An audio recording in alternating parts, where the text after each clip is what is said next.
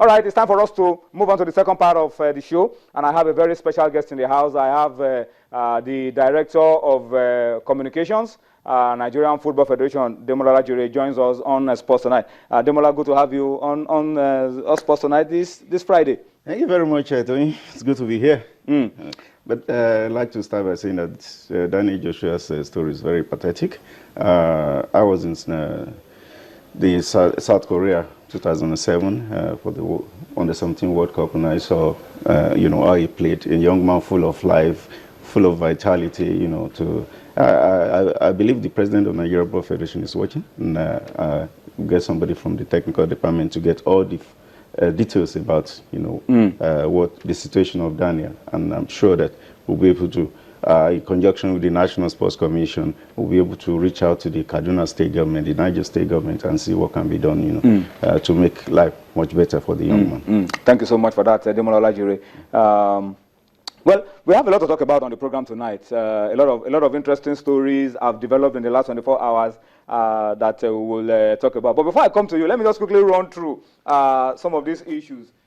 Today, the Confederation of African Football, CAF, announced the draw for the different continental club competitions for 2016. And of course, you know that Nigeria will be involved in the CAF Champions League.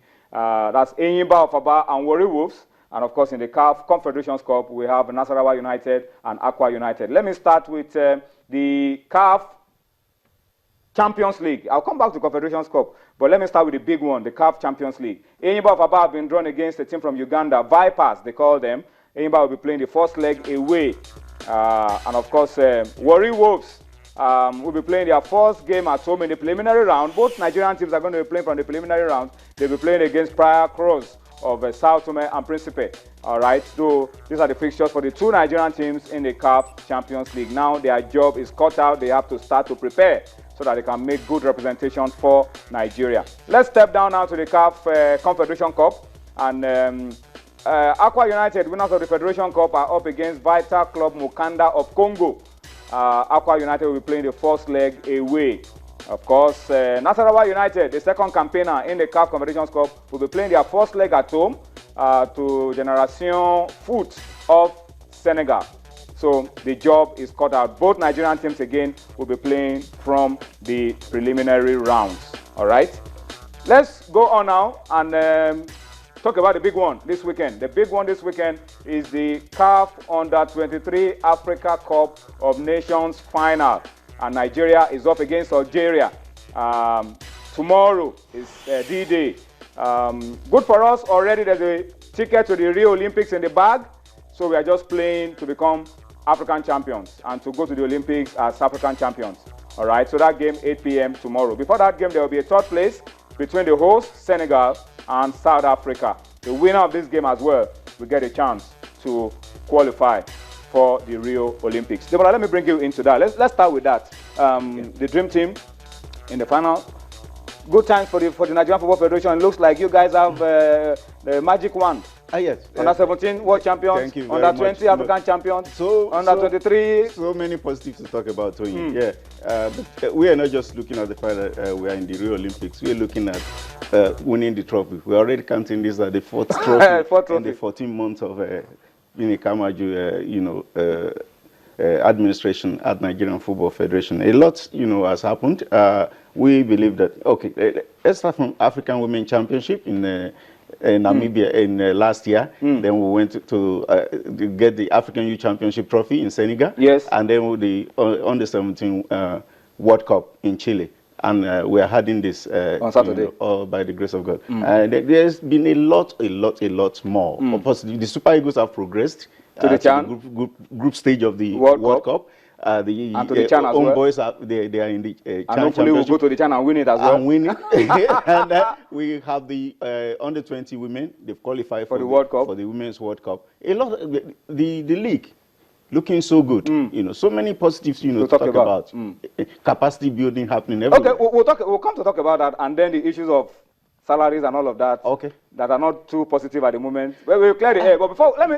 Emmanuel Amuneke is waiting to join us on the line, and let's quickly cross over to meet Emmanuel Amuneke. Emmanuel Amuneke is, I call him double world champion. World champion last edition, world champion the last edition, as assistant coach, as head coach, Olympic gold medalist, Nations Cup winner. I mean, Emmanuel Amuneke. We don't have too many of him in Nigeria at the moment. So he's joining us on Sports Tonight. Emma, thank you for joining us on Sports Tonight. Thank you very much. Thank you. Good evening. Good evening to you guys. Yeah, thank you. I think I'm right to call you double champion.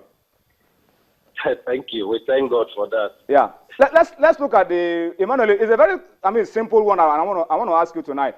You were there in 1996 when we won Olympic gold in Atlanta. We have qualified now for another Olympic Games, and next year it will be exactly 20 years that you guys won that Olympic gold in Atlanta.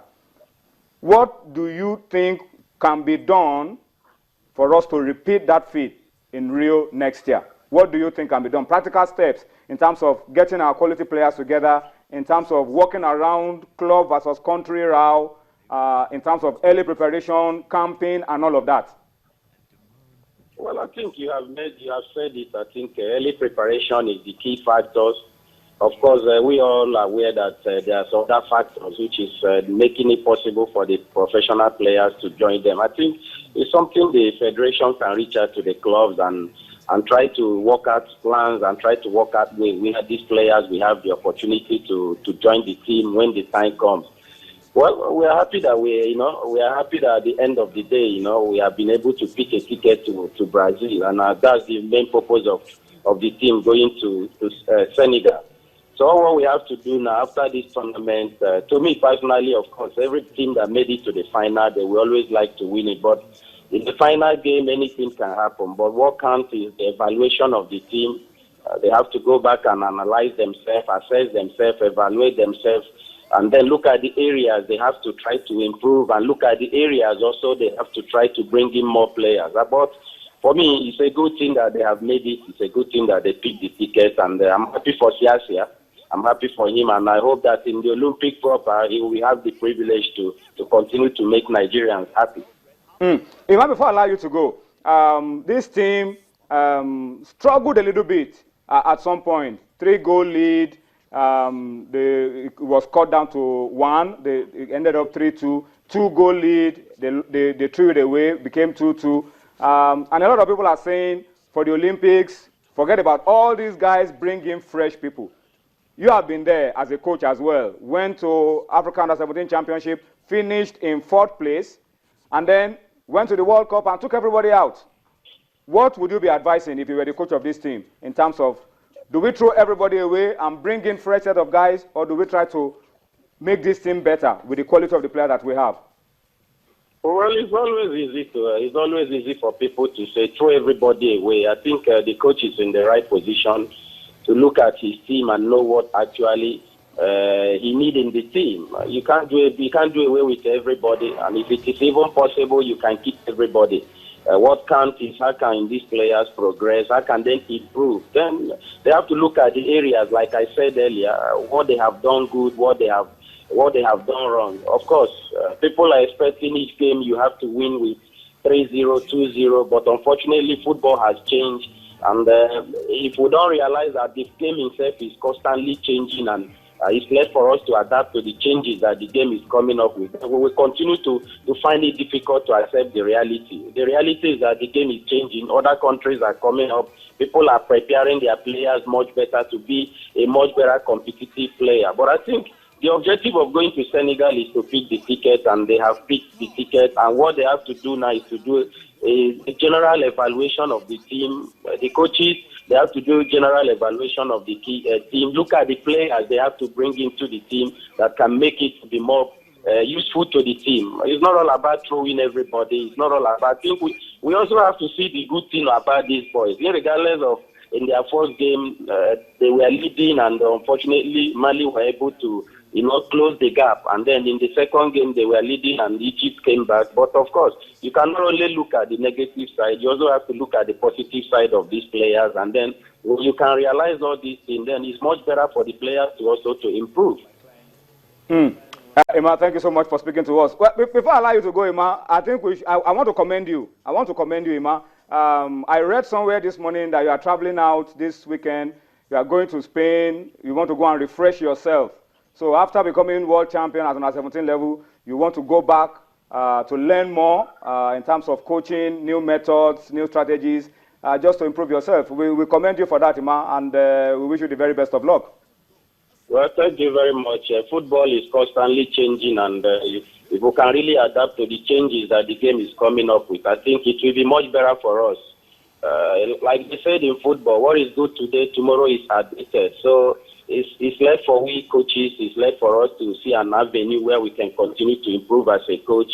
I, as a person, I love to improve. I like to learn. I'm not depending only what I have achieved. I always like to improve. I like to learn. I want to learn the new thing that is happening in football, and I'm grateful that I'm having the privilege to do that. How long are you going to be away, Emmanuel? Well, I think the course is about 3 months. Okay. Probably then I will use the opportunity also to stay with family and stay with my kids. And then let's see what the new year comes with. The new year will come with plenty of pleasantness for all of us, Emmanuel. Thank you so much for speaking to us on Sports Tonight. That's Emmanuel Amuneke. Thank you very much. Yeah, thank you. Thank you for speaking to us. We wish you a very safe trip. All right, so that's Emmanuel Amuneke speaking to us. Let's talk about chess and martial arts. Yeah, let me introduce my guest. This guy doesn't need an introduction. Tunde Ogunshuku is always on the show on Fridays, talking chess. But let's meet you. Abbas, I know you, but Abbas, tell them your full names. My name is Abbas Jubri Babatunde, Okay. the coordinator of Muay. Muay. Muay. What's It's called Muay? Muay. Muay is a martial art from Thailand called Thai boxing. It's special martial art. That's what we're seeing on the screen. Yeah. Whatever that boy is doing is called our traditional dance. We call it white crew. It starts, you have to do that before you start a fight. How long has this been in Nigeria? It has been in Nigeria since 1997. How come we don't know too much about it? Some time ago, you did something about this. Okay. You may have forgotten. Yeah. And we have done our mandatory 3 demonstrations at the National Sports Festival? Yeah. So it can be a scoring event now. It can be a scoring event now, any moment from now. And we are trying to go on to the next World Championship in Sweden with our set of. Where do you do this? Where do you practice? We Anybody practice, interested in doing this, where can they meet you? We meet at National Stadium, entrance G and entrance E. Especially on Sundays, we have our full house on Sundays. Are you there on Saturdays as well? We are there on Saturdays, but not on Sundays, but we are always there. We are there Wednesdays, Fridays, Saturdays, and Sundays. All right, so that's where you can meet him, and if you want to be a part of what he's doing. Tunde, let's wrap up the show by talking chess very quickly. What have you got for us in a minute? Well, we have the Obas Chess Club that will be starting next week from the 15th to the 19th of December 2015 at the Samuel Ogbemudia Stadium, Benin City. I certainly will be there to bring you highlights on how the tournament will be going, considering the fact that the highest rated Nigerian chess player is going to be participating in the tournament. That's the FIDE master, Bomuki Giha. And at the same time, we're looking forward to the Festac Chess Festival that will be holding in Lagos sometime later this month. And then we have the African Youth Chess Championship going on currently at Lusaka, Zambia.